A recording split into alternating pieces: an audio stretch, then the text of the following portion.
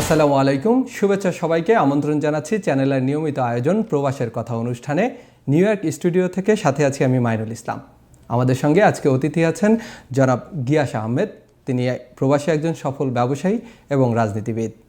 কথা বলতে চাই তার সাথে। শুরুতেই যদি বলি যে আপনি কতদিন বা কত বছর থেকে এই প্রবাসে আছেন? থ্যাংক ইউ চ্যানেল আইকে আমাকে আজকে আমন্ত্রণ জানানোর জন্য।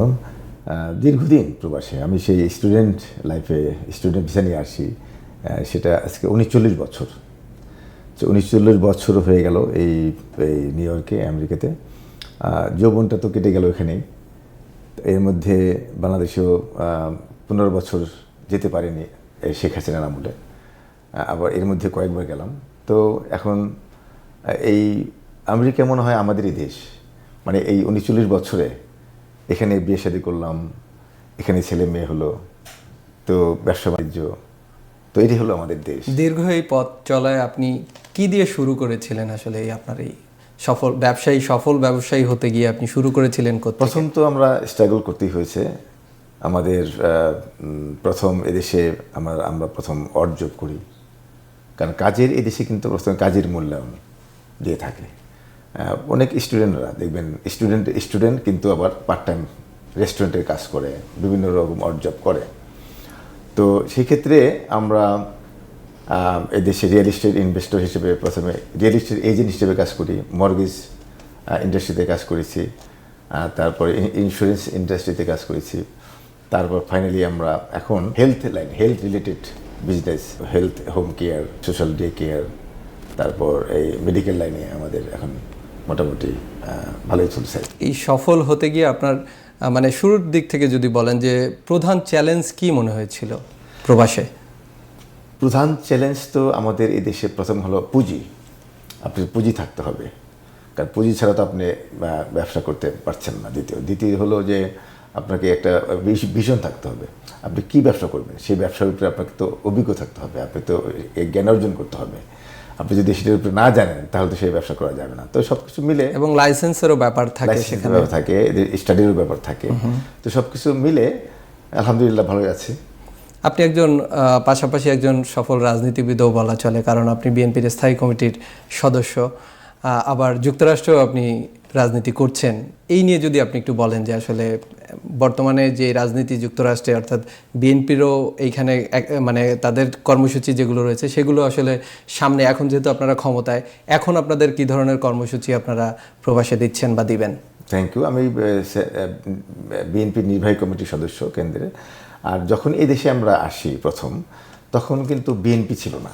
বিএনপি আওয়ামী লীগের একটা কমিটি ছিল, যুক্তরাষ্ট্র আওয়ামী লীগ, কিন্তু বিএনপি নামে কোনো কমিটি ছিল না। আমরা প্রথম কমিটি করি। আমি বিএনপির প্রতিষ্ঠাতা একজন সদস্য, এবং ছাত্রদল, যুক্তরাষ্ট্র ছাত্রদলে আমি প্রতিষ্ঠাতা সভাপতি। সেদিক থেকে আমরা তখন এরশাদ বিরোধী আন্দোলন করছিলাম, স্বৈরাচার এরশাদ বিরোধী আন্দোলন। কারণ ঢাকা থেকে আমরা এরশাদ বিরোধী আন্দোলনে ছিলাম, ঢাকার ছাত্রদলের আমি সভাপতি ছিলাম। তো সেই থেকে আমরা ছাত্রদল, তারপর যুবদল, এই যুক্তরাষ্ট্র বিএনপি করি। আমরা স্বৈরাচার হটালাম। স্বৈরাচারে যাওয়ার পরে তারপর আপনারা জানেন যে একটি গণতান্ত্রিক সরকার আসলো। তারপর আবার সেই হাসিনা সরকার আপনি জানেন। তারপরে 111 আসলো। 111-এর সময় আমরা লাগাতার আন্দোলন করেছি। আপনার যখন বাংলাদেশের মানুষ কথা বলতে পারে না, 111-এর সময় কিন্তু বাংলাদেশে কোনো মিটিং মিছিল করতে কেউ পারে নাই। আমরা এখানে জাতিসংঘে হোয়াইট হাউসে, ক্যাপিটাল হিলে, বিভিন্ন স্টেট ডিপার্টমেন্টের আমাদের কিন্তু কর্মসূচি আমরা লবিং করেছি। তো আমাদের এই প্রবাসী আন্দোলনের ফলে কিন্তু 111 সাকসেসফুল হতে পারে নাই। এবং আমরা স্টেট ডিপার্টমেন্টে ফাইনালি কথা বলেছি যে 111 সাকসেসফুল হচ্ছে না, তোমরা যদি 111-কে সমর্থন দাও তাহলে তোমরা কিন্তু বিতর্কিত হয়ে যাবা। এবং স্টেট ডিপার্টমেন্টে গিয়ে আমি কথা বলেছি, এবং তারা বলেছে তাহলে আমরা চাই না যে 111-এর নায়কদেরকে কিল করা হোক, মানে এই যারা জেনারেল তাদেরকে যেন হত্যা করা না হয়। এবং সেই কারণে তারা কিন্তু বাংলাদেশে মঈনুদ্দিন ফখরুদ্দিন যারা আছেন তাদেরকে বলেছে তোমরা একটা নেগোসিয়েশন করো। এবং সেই নেগোসিয়েশনের পার্ট হিসেবে কিন্তু শেখ হাসিনা ক্ষমতায় আসে, এবং সেই নেগোসিয়েশনটা সাক্ষী হিসেবে যাতে মঈনুদ্দিন ফখরুদ্দিন মাসুদউদ্দিনকে যেন হত্যা না করা হয়, সেই কারণে শেখ হাসিনা যাতে মানে বিট্রে না করে, শেখ হাসিনাকে তারা ক্ষমতায় বসাবে, কিন্তু শেখ হাসিনা যদি বিট্রে করে, সেই কারণে তারা ভারতের যে প্রেসিডেন্ট প্রণব মুখার্জির কাছে যায় প্রণব মুখার্জিকে উইটনেস রেখে শেখ হাসিনাকে তারা ক্ষমতায় আনে। এবং দেখবেন যে 111-এর যারা নাকি খলনায়ক ছিল তাদের শেখ হাসিনা কিন্তু তাদেরকে মানে কোনো রকম পানিশমেন্ট দেয় নাই, তাদের নামে কোনো মামলা করে নাই, বরং তাদেরকে প্রমোশন দিয়েছে। এই মাসুদুদ্দিন যে এখন জেলে আছে তাকে 3বার প্রমোশন দিয়েছে হাই কমিশনার হিসেবে অস্ট্রেলিয়াতে। মইনুদ্দিনকে ফুল টার্ম তাকে চাকরি রেখেছে। জনগণ নিশ্চয়ই এই তথ্যগুলো জানে। আমরা একটু বর্তমান প্রসঙ্গে আসি। বিএনপি এখন ক্ষমতায়, তারেক রহমান প্রধানমন্ত্রী, এরই মধ্যে সংসদে আওয়ামী লীগ নিষিদ্ধ ঘোষিত হয়েছে। কি ভাবছেন আসলে আগামী দিনের রাজনীতি আসলে কিভাবে, কোন চ্যালেঞ্জ সামনে আসতে পারে এই ধরনের এই নিষিদ্ধের মধ্যে বা এই বর্তমান যে প্রেক্ষাপটে যেভাবে রাজনীতি চলছে? আপনারা জানেন যে 15 বছর শেখ হাসিনার মানে ক্ষমতায় এসে যে আমি যেটা বলছিলাম যে 111-এর মাধ্যমে ক্ষমতায় আসলো, তারা কিন্তু ভোটের মাধ্যমে ক্ষমতায় আসেনি শেখ হাসিনা। তো যেহেতু ভোটের মাধ্যমে ক্ষমতায় আসেনি, সেই কারণে তারা ভারতীয় রয়ের প্রেসক্রিপশনে তারা দেশ চালালো। এবং ভারতীয় র এই 15 বছর বাংলাদেশে যেভাবে একটা 71-এর যে চেতনা, গণতন্ত্র তারা হত্যা করলো, তারা মানবাধিকার হত্যা করলো, আইনের শাসনকে হত্যা করলো। আপনারা দেখেছেন 15 বছর আমি দেশে যেতে পারিনি। তো এভাবে বাংলাদেশের হাজার হাজার লক্ষ লক্ষ বিএনপি নেতাকর্মীরা মানে শত শত মামলা নিয়ে ঘুরেছে, ক্রসফায়ারে গিয়েছে, আয়নাঘরে গিয়েছে। তো এইভাবে আমরা কিন্তু এই প্রবাস থেকে লাগাতার আন্দোলন করেছি শেখ হাসিনার বিরুদ্ধে। আমরা যত আন্দোলন করেছি এই 15 বছর, প্রতি সপ্তাহে আমরা আন্দোলন করেছি, White House, Capitol Hill, State ডিপার্টমেন্টে আমরা লবিং করেছি, কংগ্রেসম্যানদেরকে দিয়ে চিঠি লিখিয়েছি। তো তারপরে এই একদিনে কিন্তু এই শেখ হাসিনার পতন হয়নি। না, আপনাদের আন্দোলনের সফলতা তো আমরা দেখতেই পাচ্ছি, কারণ এই দীর্ঘ আন্দোলনের ফলেই তো বিএনপি ক্ষমতায় এসেছে। কিন্তু দুঃখজনক হলো যে ডক্টর ইউনূস সাহেব এই আন্দোলনটাকে কয়েকজন ছাত্র নেতাকে দিয়েছেন। আমরা প্রবাস থেকে যে আন্দোলন করেছি আমরা কি পেয়েছি? আমাদের কথা হলো যে আমরা আন্দোলন করেছি কিছু পাওয়ার জন্য নয়, আমরা আন্দোলন করেছি বাংলাদেশে যেন একটি গণতান্ত্রিক সরকার থাকে। গণতান্ত্রিক সরকার যদি থাকে, আইনের শাসন থাকে, তাহলে এই প্রবাসে আমাদের নতুন প্রজন্মের ছেলেমেয়েরা তারা কিন্তু ভালো থাকবে, বাংলাদেশকে নিয়ে গর্ব করবে। আর এই 15 বছরে শেখ হাসিনার আমলে স্টেট ডিপার্টমেন্টে লেখা থাকতো যে বাংলাদেশে ভ্রমণ করা ঝুঁকিপূর্ণ, বাংলাদেশে আপনার দুর্নীতিগ্রস্ত দেশ Bangladesh, one of the poorest country in the world. এই ধরনের যখন মেসেজ থাকতো তখন কিন্তু আমাদের ছেলেমেয়েরা বাংলাদেশে যেতে উৎসাহিত ফিল করতো। আওয়ামী লীগ ক্ষমতা থাকার সময় কিন্তু বিএনপিকে নিষিদ্ধ করা হয়নি। তাহলে এই যে গণতান্ত্রিক রাজনৈতিক যে কথাটা, রাজনীতির কথাটা আসছে, সেই ক্ষেত্রে আসলে এটা কতটুকু সফল হবে আগামী দিনের নির্বাচনে, যে আওয়ামী লীগের মতো একটি বড় দলকে নিষিদ্ধ করা হলো, তারা যদি রাজনৈতিক মাঠে না থাকে, সেক্ষেত্রে প্রধান বিরোধী দল এখন বর্তমানে জামায়াত এবং এনসিপি। তো আগামী দিনের এই যে রাজনৈতিক পথ চলা, সেই জায়গাটায় আপনার কি ভাবনা, যে এটা কি আসলে গণতান্ত্রিক রাস্তায় থাকবে নাকি অন্য কোনো দিকে যাচ্ছে? কোনো দলকেই মানে আমি পার্সোনালি মনে করেন আইন করে নিষিদ্ধ করার পক্ষে না। তবে আওয়ামী লীগের ব্যাপারটা ভিন্ন। কারণ দেখেন আপনি গণঅভ্যুত্থানে আমরা মানে 95% জনগণ দেখিয়ে দিয়েছে যে আওয়ামী লীগ একটি স্বৈরাচারী, একটি ফ্যাসিস্ট দল। এবং এই দলে এদের শত শত মানুষকে হত্যা করেছে, গণতন্ত্র হত্যা করেছে, 71-এর চেতনাকে হত্যা করেছে। তো যেমন আওয়ামী লীগ যেমন মানে মানবতা বিরোধী অপরাধে জামাত ইসলামকে মানে ব্যান করেছিল, সে একই আইনে কিন্তু এখন তারাও ব্যান হয়ে যাচ্ছে, কারণ একই অপরাধ তারা করেছে। এবং আপনারা জানেন যে এই গণঅভ্যুত্থানের পরে বা 15 বছর যে অন্যায় অত্যাচার তারা করলো, সেই কারণে কিন্তু তারা কিন্তু অনুশোচনা করছে না। শেখ হাসিনা এখন দেখেন উস্কানি দিচ্ছে ভারতে বসে সে বাংলাদেশকে মানে হত্যাযোগ্য করবার জন্য, বাংলাদেশকে জ্বালাও পোড়াও করবার জন্য কর্মীদেরকে নির্দেশ দিচ্ছে। কিন্তু কর্মীরা তো বাংলাদেশে যেহেতু জনগণ সচেতন, কয়েকজন কর্মী তারা কিছু করতে পারছে না। কিন্তু সেই কারণে যে এই সরকারের যতদিন পর্যন্ত এই সরকারের মনোভাব, অ্যাটিটিউড এবং তাদের মানে এই হত্যাযোগ্য এই কর্মকাণ্ড পরিহার না করবে, তারা যতক্ষণ পর্যন্ত এইটা ফিল করবে যে হ্যাঁ আমরা অন্যায় করেছি, ততদিন পর্যন্ত বন্ধ থাকা উচিত। একটা সময় হয়তো তারা বুঝবে, রিয়েলাইজ করবে যে হ্যাঁ আমরা অন্যায় করেছি, আমরা দুঃখিত, সাজা হতে হবে। তারপরে জনগণ কিন্তু এখন আওয়ামী লীগ ব্যানের পক্ষে। জনগণ কিন্তু ভারত বিদ্বেষী, কারণ ভারত যেভাবে দেশটাকে শেখ হাসিনাকে দিয়ে গণহত্যা চালিয়েছে, অত্যাচার নির্যাতন করেছে, আপনার কথা বলার স্বাধীনতা ছিল না। যেই ভারতের বিরুদ্ধে কথা বললে সঙ্গে সঙ্গে তাকে আয়না করে গিয়ে হত্যা করা হয়েছে, ক্রসফায়ার দিয়েছে। তো এই জিনিসগুলি বন্ধ করতে হবে। তো যে কোনো দল আজকে যদি বিএনপি কখনো আবার এই ধরনের কাজ করে, নেক্সট বিএনপি বন্ধ হবে।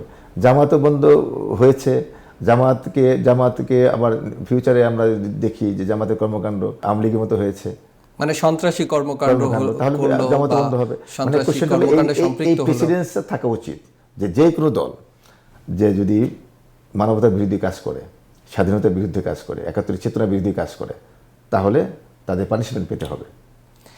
জনাব তারেক রহমান বর্তমান প্রধানমন্ত্রী, তিনি দীর্ঘ সময় দেশের বাইরে ছিলেন, এখন তিনি বর্তমান প্রধানমন্ত্রী। দেশের এই যে বর্তমান যে সিচুয়েশন, অর্থাৎ সাধারণ মানুষের মধ্যে ব্যাপক উৎকণ্ঠা ছিল, তারপরে একটি সরকার গঠন হলো, এখনও দেশে তেল সংকট, আমরা যতটুকু গণমাধ্যমের মাধ্যমে আমরা যতটুকু জানি, এই যে সংকটগুলো, এই সংকটগুলো উত্তরণে আসলে আপনাদের সরকার কতটুকু কার্যকরী ভূমিকা রাখতে পারছে এখন? আপনি জানেন যে জনাব তারেক রহমান 17 বছর লন্ডনে ছিলেন। লন্ডনে তিনি মুক্ত বাতাসে ঘুরেছেন। লন্ডনের বা বিশ্বের উন্নত দেশের যে কিভাবে আমেরিকা, ইউরোপ উন্নত হলো, সেটা তিনি দেখেছেন। তাদের ব্যবহার, তাদের যে কর্মকাণ্ড, উন্নয়নমূলক কর্মকাণ্ড দেখেছেন। তো সেই উন্নয়নমূলক কর্মসূচি একটা কল্যাণ রাষ্ট্রের যে সমস্ত পলিসি থাকা দরকার, সেটা তিনি দেখেছেন এবং সেটা নিয়ে এখন কাজ করছেন। তিনি কিন্তু প্রথম যখন যান বাংলাদেশে 25শে ডিসেম্বর, আমিও সাথে ছিলাম, আমি গিয়েছি একসাথে, এবং সেখানে তিনি সেই লক্ষ লক্ষ মানুষের মাঝে কিন্তু বলেছেন যে আই হ্যাভ এ প্ল্যান। সেই প্ল্যান অনুযায়ী কিন্তু তিনি কাজ করছেন। দেখেন আজকে যে মন্ত্রীদেরকে তিনি ডেকে তিনি তাদের কাছ থেকে কর্মসূচি নিচ্ছেন যে আগামী 1 মাস আপনাদের কর্মসূচি কী, আপনারা কী করবেন, 1 মাস আপনাদের কী, মানে কোথায় কোথায় আপনারা কাজ করবেন, আপনি লিখিত আমাদেরকে দেন। তো অতএব তিনি কিন্তু দেখেন সকাল 8টা থেকে মানে রাষ্ট্রযন্ত্রকে একটি শৃঙ্খলার মধ্যে নিয়ে আসতেছেন। এবং এই দেখেন গত 1.5 বছরে ডক্টর ইউনূস সরকারের সময় আইন শৃঙ্খলা বাহিনীর অবনতি ছিল, কেউ কোনো কাজ করে নাই, পুলিশ বাহিনী কাজ করে নাই, আমলারা কাজ করে নাই। এই 1.5 বছর কিন্তু দেশটা অনেক পিছিয়ে গিয়েছে। তো সেইটাকে এই প্লাস আওয়ামী লীগের 15 বছর, এই সময়গুলিকে 17-18 বছরের এই দুর্ভোগ, দেশের এখন যে বর্তমান অর্থনৈতিক অবস্থা, ব্যাংকগুলো প্রায় ফাঁকা বলা চলে, তারপরে আরও আনুষঙ্গিক যে ঘটনাগুলো ঘটছে এখন, এবং আপনি নিশ্চয়ই দেখছেন, গণমাধ্যমেও দেখেছেন যে অনেক পাম্পই এখন তেল পাওয়া যাচ্ছে না। এই সংকট কি দ্রুত উত্তরণ হবে বলে মনে করছেন? বর্তমান সরকার করতে পারবে? এটা তো আওয়ামী লীগের আমল থেকে মনে করেন তারা বিদেশে টাকা পাচার করেছে এবং শেখ হাসিনা অনেক টাকা প্রিন্ট করেছে, ইলিগালি করেছে। তো সেক্ষেত্রে তো ব্যাংকের টাকা তো আগে থেকেই একটা সমস্যা ছিল। আর এই যে এখন যে যুদ্ধের ব্যাপারটা, যুদ্ধের কারণে সারা বিশ্বে এখন তেলের যে সমস্যাটা, সেটা হলো আপনার এই হরমুজ প্রণালী যেহেতু বন্ধ, তেল ঠিক মতো যেতে পারছে না, এটা সাময়িক। তো এখন তো যে 2 সপ্তাহের জন্য যুদ্ধবিরতি, এবং আশা করি এটা একটা স্থায়ী সমাধান হবে। ভারত তো প্রাথমিকভাবে একটি সাপোর্ট দিয়েছে তেলের ক্ষেত্রে, সেই ক্ষেত্রে কি ভারতের সাথে সম্পর্ক উন্নয়ন হচ্ছে বিএনপির এখন? না, রাশিয়ার থেকেও তো তেল কিনছে। অতএব মানে বিএনপির সাথে কিন্তু কারো শত্রুতা নেই। বিএনপি মানে কাউকে বস মানছে না, মানে স্বামী স্ত্রী সম্পর্ক না। বিএনপির যে একটা পলিসি, সেটা হলো যে সকলের সাথে বন্ধুত্বপূর্ণ কূটনৈতিক সম্পর্ক, ফ্রেন্ডশিপ থাকবে, আমাদের লেনদেন থাকবে, কিন্তু প্রভুত্ব নয়। তো সেক্ষেত্রে ভারতের সাথে, ভারত একটা বড় কান্ট্রি, আমাদের একটা উইন উইন সিচুয়েশনে পারস্পরিক সম্পর্কটা বজায় রাখতে চায়। সেটাই। তা আমরা একটু যুক্তরাষ্ট্রের দিকে আসি। আপনি যুক্তরাষ্ট্রের রাজনীতির সাথে ছিলেন, সরাসরি সম্পৃক্ত ছিলেন। এই যে বর্তমান পরিস্থিতি এখন যুক্তরাষ্ট্রে, এই একদিকে আইসের ব্যাপার আসতেছে, অন্যদিকে প্রবাসে যারা রয়েছেন তাদের মধ্যে এখন খরচ বেড়ে গেছে অনেক, বলা চলে যে দৈনন্দিন যে খরচ প্রবাসে যারা বসবাস করছেন তাদের বাড়ছে। এইটির আসলে সমাধান কোথায় বলে আপনার মনে হচ্ছে? নিউ ইয়র্কের ইয়ঙ্কার্সে এইচভিএসি পণ্যের বাংলাদেশি প্রতিষ্ঠান মিডিয়া পাইকারি এই শোরুমে রয়েছে সর্বাধুনিক প্রযুক্তির হিটিং ও কুলিং সিস্টেমের পণ্য। আবাসিক ও বাণিজ্যিক ব্যবহারের এসব পণ্য স্থাপন ও মেরামত করে দেন দক্ষ ও অভিজ্ঞ কর্মীরা। জ্বালানি সাশ্রয়ে এসব পণ্যে রয়েছে পরিবার প্রতি $8,000 পর্যন্ত ছাড়। ইয়ঙ্কার্সে মিডিয়া শোরুমে আসুন, বাড়ি গরম ও শীতল করার অত্যাধুনিক প্রযুক্তি বেছে নিন। যোগাযোগ তোফায়েল চৌধুরী 9142229477। নিউ ইয়র্কের ইয়ঙ্কার্সে এইচভিএসি পণ্যের বাংলাদেশি প্রতিষ্ঠান মিডিয়া পাইকারি এই শোরুমে রয়েছে সর্বাধুনিক প্রযুক্তির হিটিং ও কুলিং সিস্টেমের পণ্য। আবাসিক ও বাণিজ্যিক ব্যবহারের এসব পণ্য স্থাপন ও মেরামত করে দেন দক্ষ ও অভিজ্ঞ কর্মীরা। জ্বালানি সাশ্রয়ে এসব পণ্যে রয়েছে পরিবার প্রতি $8,000 পর্যন্ত ছাড়। ইয়ঙ্কার্সে মিডিয়া শোরুমে আসুন, বাড়ি গরম ও শীতল করার অত্যাধুনিক প্রযুক্তি বেছে নিন। যোগাযোগ তোফায়েল চৌধুরী 9142229477। মার্কিন যুক্তরাষ্ট্রে মনে করেন যুদ্ধ না হলে কিন্তু তেমন একটি আমাদের সমস্যা নেই। যুদ্ধের কারণে মাঝে মাঝে এবার একটা যে সমস্যার তেলের দামটা বাড়ছে, অনেক অনেক দ্রব্যমূল্যের দামও বাড়ছে। তবে আমাদের আইসের ব্যাপারটা মনে করেন ডেমোক্রেটিকরা কিন্তু বর্ডার খুলে দিয়ে মানে লক্ষ লক্ষ মানুষকে কিন্তু আপনার বর্ডার দিয়ে প্রবেশ করার সুযোগ করে দিয়েছে। মানে অনেক ক্রিমিনালরা ঢুকে পড়েছে। দেখেন একটা উদাহরণ দিয়ে দিচ্ছি, যে এই যে ফ্লোরিডাতে যে একটা বাংলাদেশিকে হত্যা করা হলো, একটা মহিলাকে যে হত্যা করলো সে একটা ব্ল্যাক লোক, মানে ব্ল্যাক আফ্রিকান। সে কিন্তু ইলিগাল লোক, তাকে ধরার জন্য আগে থেকে পুলিশ করছে, কিন্তু সেই লোকটা হত্যা করে হয়তো পালিয়ে যেতে পারতো। তো এইভাবে ডেমোক্রেটদের সময়ে বর্ডার দিয়ে যেভাবে লোক ঢুকেছে, সেই কারণেই কিন্তু আমেরিকান জনগণ ক্ষুব্ধ ছিল ডেমোক্রেটদের প্রতি, এবং সেই কারণেই এই ডোনাল্ড ট্রাম্প প্রচুর ভোট পেয়েছে। ডোনাল্ড ট্রাম্প বলেছে আমি বর্ডার সিল করে দেব। এটা কিন্তু মানে একদিক থেকে ভালো হয়েছে, কারণ বর্ডার সিল করা দরকার ছিল, কারণ অনেক ক্রিমিনাল ঢুকে পড়েছে এবং অনেক লোক ক্রিমিনাল আছে এখানে। অনেক সাউথ আফ্রিকা থেকে অনেক মার্ডারার এখানে আছে, অনেক রেপিস্ট আছে, তাদেরকে ধরবার জন্য আমি মনে করি যে এটা অতি বাড়াবাড়ি হচ্ছে। বাট তারপরও তাদের যে ইলিগাল কিছু লোকজন আছে, ক্রিমিনাল লোকজন আছে, তাদেরকে ধরছে। যারা অপরাধী না তারা কি হয়রানি হচ্ছে কি? তারা তো হচ্ছে না, হচ্ছে না, হয়তো দু একজন ধরা পড়ে যাচ্ছে, বাট মেইনলি তারা কিন্তু ক্রিমিনাল, যারা নাকি তাদেরকে ক্রিমিনাল রেকর্ড আছে তাদেরকে ধরছে। আপনি বর্তমানে ফোবানার চেয়ারম্যান, আপনি বলবেন মানে আপনাদের এখন বর্তমান কার্যক্রম কেমন চলছে ফোবানার? হ্যাঁ, ফোবানা দেখেন, আমরা 39 বছর আগে এই আমরা ফোবানা বাংলাদেশ সম্মেলনটা শুরু করি, এবং 39 বছরে আমরা কিন্তু অনেক বাংলাদেশের থেকে অনেক শিল্পী, সাহিত্যিক, কবি, সাংবাদিকদেরকে আমরা কিন্তু এই সম্মেলনে এনেছি, এবং এই প্রবাসের সাথে এবং বাংলাদেশের সাথে একটা সেতুবন্ধন, মেলবন্ধন আমরা তৈরি করতে পেরেছি। আজকে দেখেন এই নিউ ইয়র্কে চ্যানেলের অফিস আছে, এবং বাংলাদেশের প্রত্যেকটা মিডিয়ার একটা অফিস নিউ ইয়র্কে আছে। অনেক সাংবাদিক, বুদ্ধিজীবী, শিল্পী, সাহিত্যিক কিন্তু এখন নিউ ইয়র্কে আছেন। কারণটা কি, আমরা শুরু করেছিলাম কিন্তু সেই 39 বছর আগে।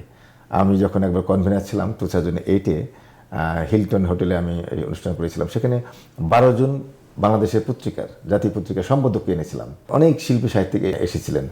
মেডিসি স্কয়ার গার্ডেনে আমরা যখন 1998-এ আমরা সম্মেলন করি, মেডিসি স্কয়ার গার্ডেন, সেখানে বাংলাদেশ থেকে আওয়ামী লীগের সেক্রেটারি আব্দুল জলিল, বিএনপির সেক্রেটারি জেনারেল আপনার মহাসচিব আপনার আব্দুল মান্নান ভূঁইয়া সহ অসংখ্য শিল্পী সাহিত্যিকদেরকে আমরা এনেছিলাম। মানে আমরা বাংলাদেশ থেকে যারা নাকি ভিসা পেত না বা আসার ক্ষমতা নেই, মানে টিকিটের খরচ নেই, এমন সাংবাদিক, বুদ্ধিজীবী এবং কবি সাহিত্যিকদেরকে, শিল্পীদেরকে আমরা এদেশে এনেছি। যাতে হয়েছে কি, অনেকে এদেশে আছেন, থেকে গেছেন, অনেকে চলে গেছেন। আবার এই দেশে কিন্তু আমরা প্রবণার মাধ্যমে নতুন প্রজন্মের ছেলেমেয়েদেরকে আমরা বাংলা সংস্কৃতি, মানে বাংলাদেশের যে ঐতিহ্য, ইতিহাস তুলে ধরেছি, এবং এখানে প্রবাসে কিন্তু এখন অনেক শিল্পী সাহিত্যিক আছে।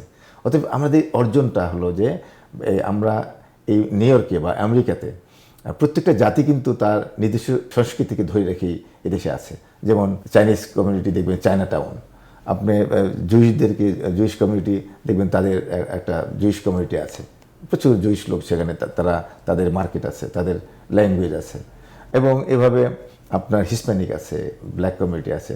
তো আমরা একটা শক্তিশালী একটা বাংলাদেশি কমিউনিটি গড়তে পেরেছি, এবং পেরেছি বলেই কিন্তু আজকে দেখেন, আমি যখন এই দেশে আসি তখন বাংলাদেশে কোনো গ্রোসারি ছিল না, কোনো দোকানপাট ছিল না, এই জ্যাকসন হাইটস ছিল না। তো এখন দেখেন শত শত গ্রোসারি, মসজিদ ছিল না, এখন আজকে মানে 500-এরও বেশি মসজিদ আছে। তো আমাদের হাত দিয়েই কিন্তু এই মানে আমেরিকার এই বাংলাদেশি কমিউনিটিটা গড়ে উঠেছে, এবং সেই কারণেই আজকে আমাদের কাছে এখন দেখবেন মেয়র থেকে শুরু করে প্রেসিডেন্ট, সিনেটররা, গভর্নররা আসে ভোটের জন্য, ভোট চাওয়ার জন্য। আপনিও তো নির্বাচন করেছিলেন একবার, আমি যতটুকু জানি। আগামী দিনে আবারও নির্বাচনের কোনো পরিকল্পনা আছে? 2002-তে আমি নিউ ইয়র্ক স্টেট সিনেটর হিসেবে ইলেকশন করি, তারপর নিউ ইয়র্ক স্টেট অ্যাসেম্বলিম্যান হিসেবে করি। তো আসলে যখন আমরা ইলেকশন করেছিলাম তখন কিন্তু বাংলাদেশে কোনো ইলেকটেড রিপ্রেজেন্টেটিভ ছিল না। এই 22 বছর পর এখন আমাদের কমিউনিটি ভোট মেম্বার আছে 60 জনের মতো বাংলাদেশি। আমাদের এখন স্টেট সিনেটর আছে, আমাদের অ্যাসেম্বলিম্যান আছে, আমাদের এখন অনেক ইলেকটেড রিপ্রেজেন্টেটিভ আছে।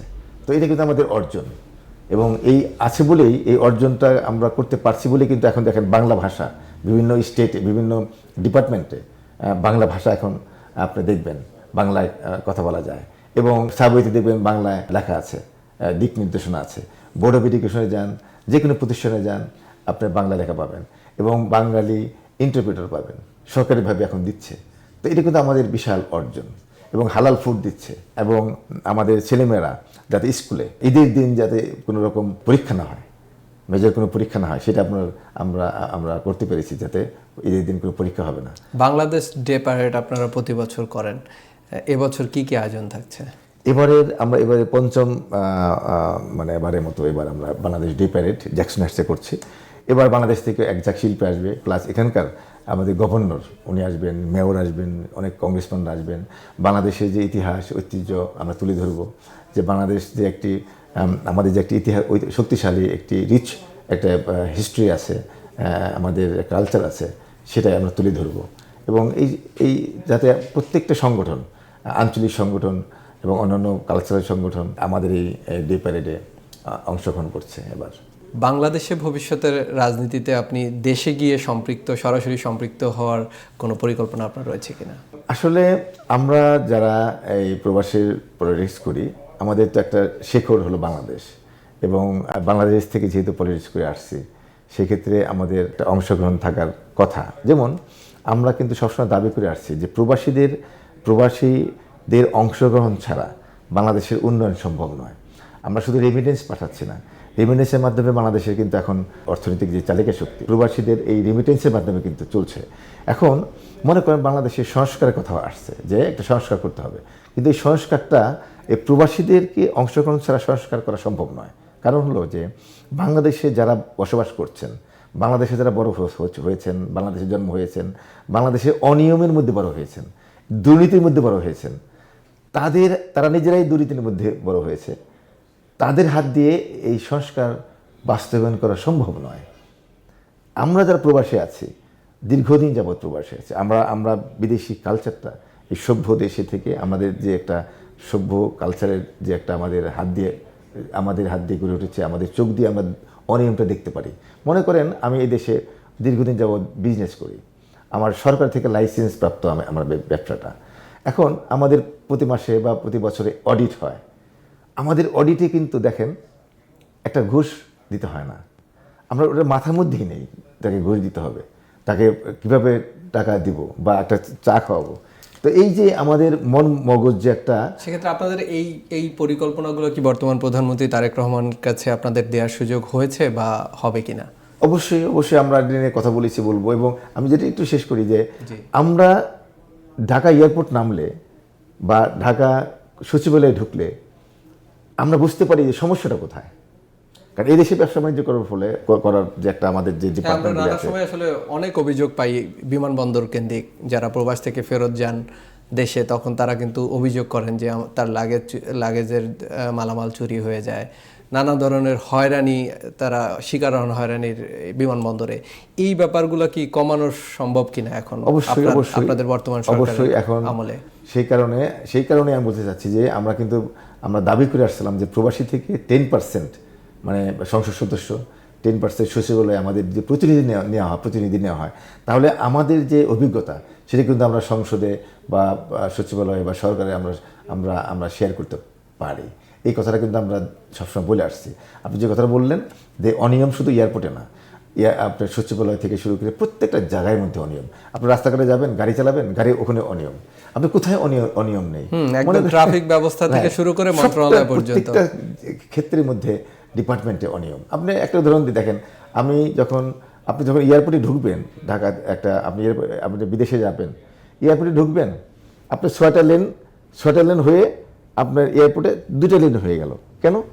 6টা লেন হবে, 8টা লেন হবে কেন? ওখানে লোডিং আনলোডিং হবে, ওখানে মানুষ দাঁড়াবে, ওখানে গাড়ি থামিয়ে আপনি লাগেজগুলি ওঠানামা করবে।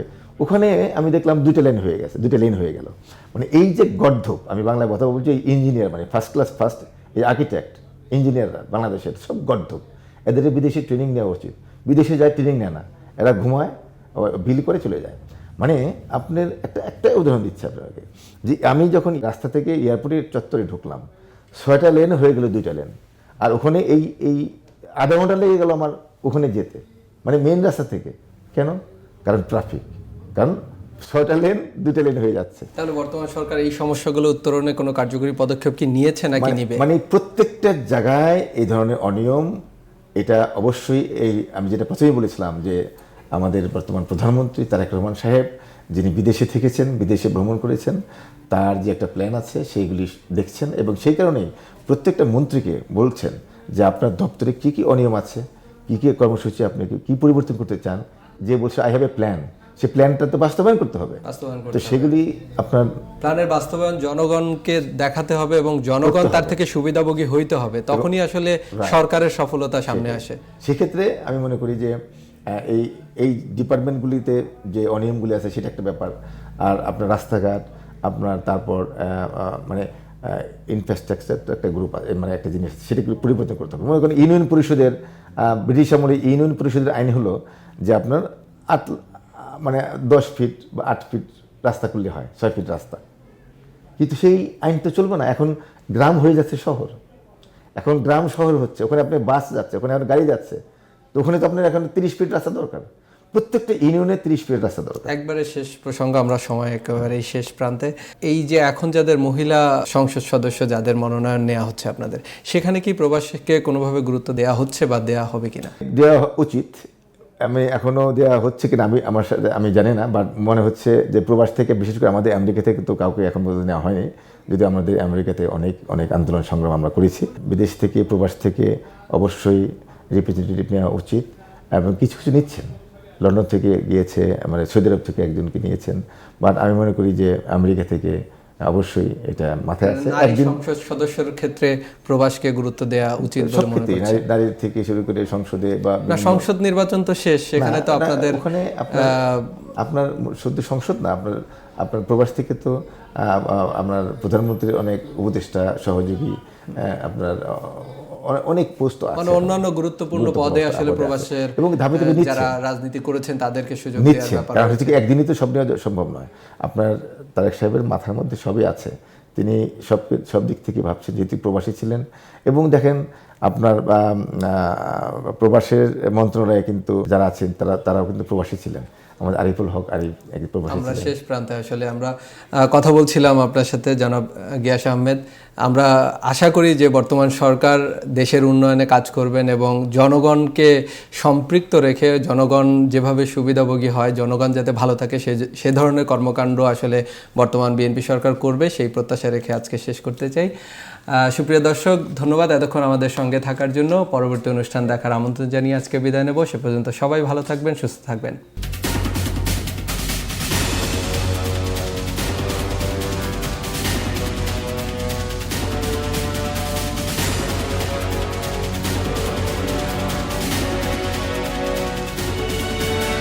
নিউ ইয়র্কের ইয়ঙ্কার্সে এইচভিএসি পণ্যের বাংলাদেশি প্রতিষ্ঠান মিডিয়া।